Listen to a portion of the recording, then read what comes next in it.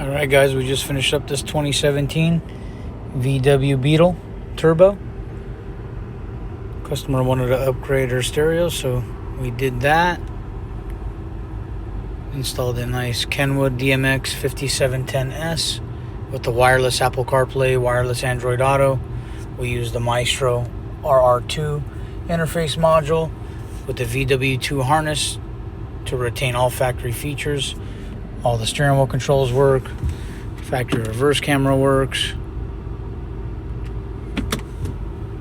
You can even get in here and check out some car features. You can see your gauges. Pretty cool. And all the audio gets retained. Really nice unit. Full touchscreen. Again, VW Beetle 2017. There you have it.